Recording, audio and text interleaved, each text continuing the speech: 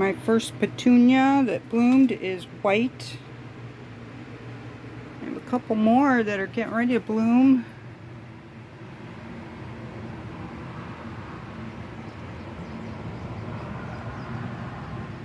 So I am excited. But the white one, I have a white border. So although I'm not going to plant all of them, I want to find the bottom to the white one and pull it out. So that's the bottom. It was kind of here towards the middle, so it was a little bit hard to get out, but I got it.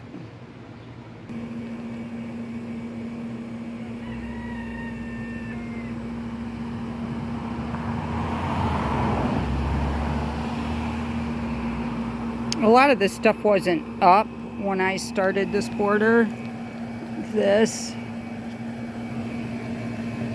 stuff's kind of grown up and burying the original lines of it.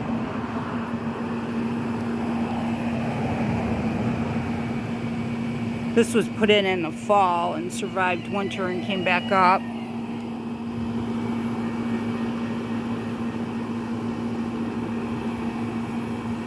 It might be something eventually.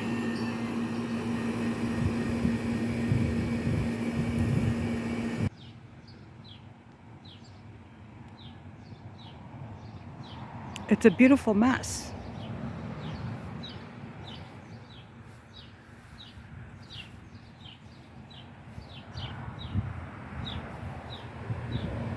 Get up a little closer, and this cousin to the hollyhock is just, it needs to be cut down. It's going to leave a hole. But I did this last year too, and it started growing back from the bottom, and it grew back healthier and prettier. And the hollyhock, I think the same thing. I think it's seen better days. It was getting caught in the spinny thing. Storm knocked it down, so spinny thing is free to spin. But honestly, it is a beautiful mess. All the things that I need to pull out are in the middle. And there's enough stuff around the middle too. I don't think it's going to be an issue. Look how pretty. Oh my goodness. It's just gorgeous. I have pulled a lot of yarrow already. I'm pulling them by the roots because of the way they spread and just cutting the roots off. Daisies are back. I know I used to have a lot of daisies in here. Big clumps of daisies. And then we had a really super wet spring. Rain boots and wet gloves and raincoat for at least 4 or 5 weeks. And that year I lost all the daisies.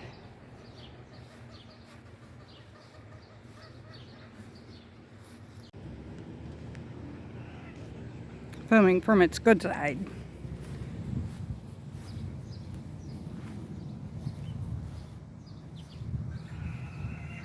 It's a little bit of a bare spot, but it will fill in. What are all the chickens screaming about?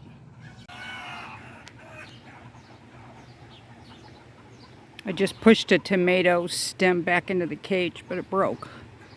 If you're not always constantly on top of the tomatoes, they will grow outside the cage so fast that you can't get them back in.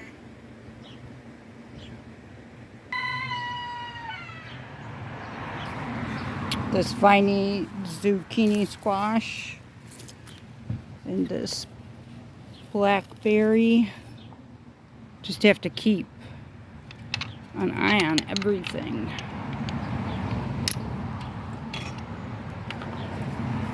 This is my first time growing a zucchini squash up a trellis.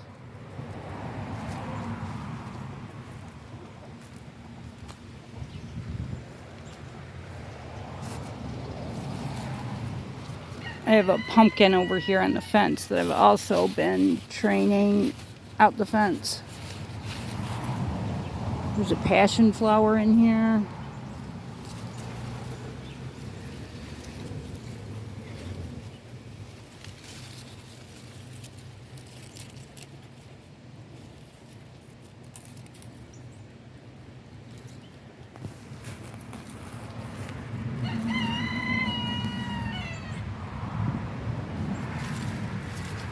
Yeah, seriously, you gotta get inside your garden.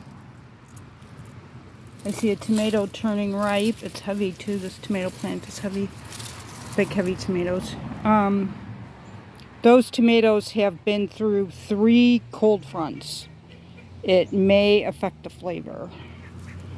So my first harvest of tomatoes may not be as tasty as all the harvests past that. And then at the end of the year, there's another piece coming out.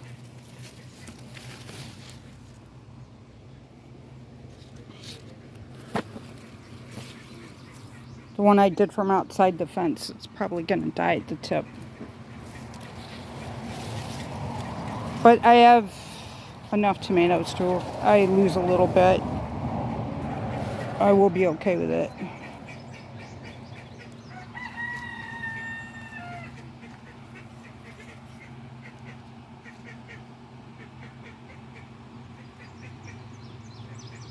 Sunflowers coming soon.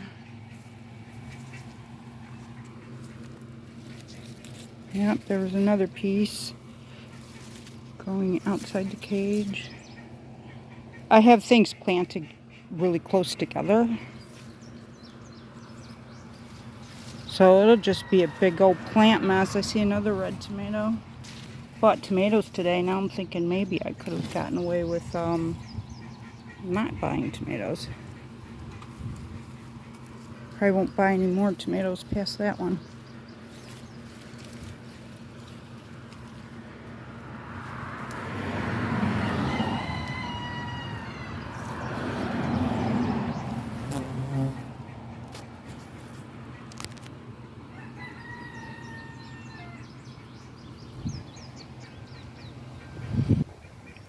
This used to be all garlic.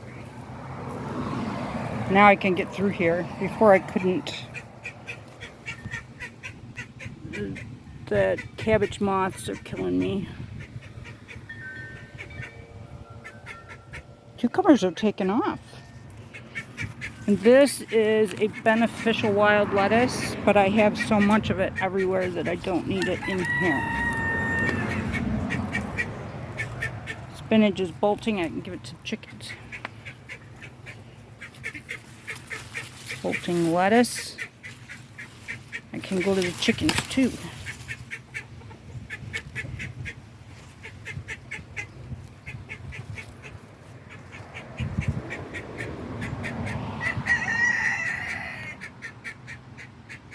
Can't reach the button to turn my filming off.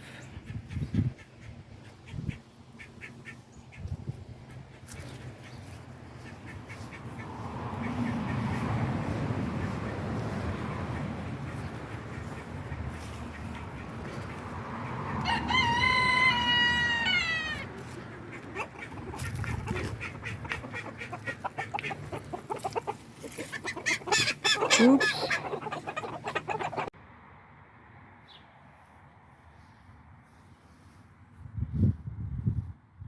I moved that blueberry 3 times before I settled on a spot. I like that spot. It's right in the middle of the other 2 blueberry areas. And what I'm going for is permaculture, food forest type of landscape on this side. I want to grow enough food so everybody can have berries and grapes and apples and whatever this food forest can produce in the future.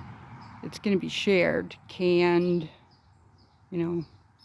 preserved, used. I want enough blueberries to freeze for close to a year, if not the whole year. When I was putting this in the ground, this side fell sideways, like it was separate from this one. So that might be a double.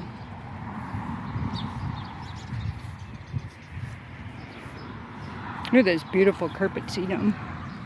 It's coming out of bloom. It's been blooming for a month. Every time I walk by here, I admire it, but I haven't had the camera at that moment. So the shrubs on this side are ornamental.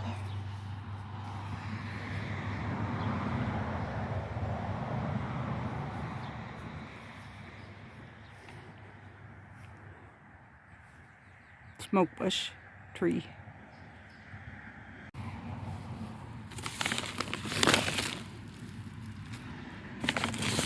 This is the berry tone.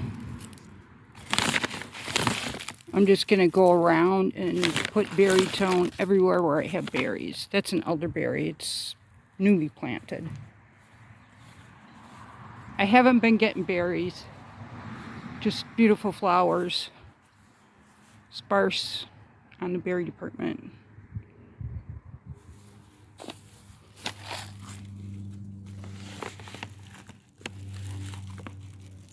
That one has a couple little blueberries on it. I think I bought this at the end of last season. And this one at the beginning of this season, but I bought it as a big plant. It does have a blueberry on it. And I have been pulling a few blueberries. Next year, this plant I think is going to be really excellent.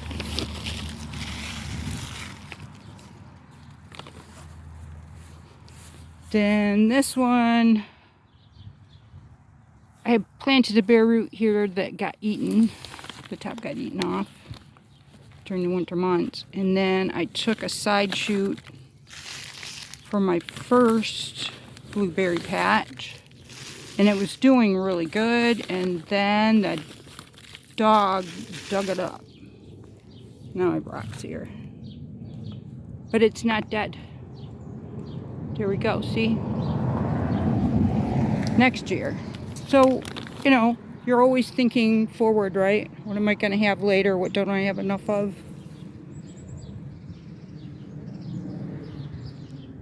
I don't think I need to fertilize that elderberry. It's good.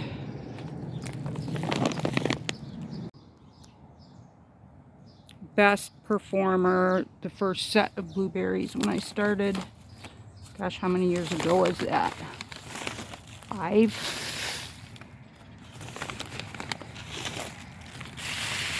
Meaning starting the blueberry patch. Berries in general. I started with one little flower garden, then one little vegetable garden.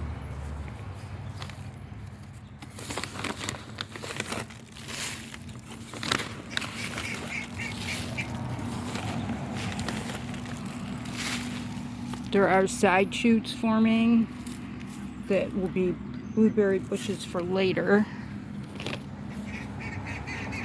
And then I had a third one on this end. Didn't take twice. At some point you just got to call it. I can't do 3.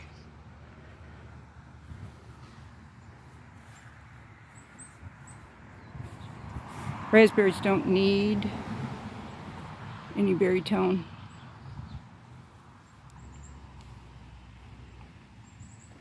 So beautiful.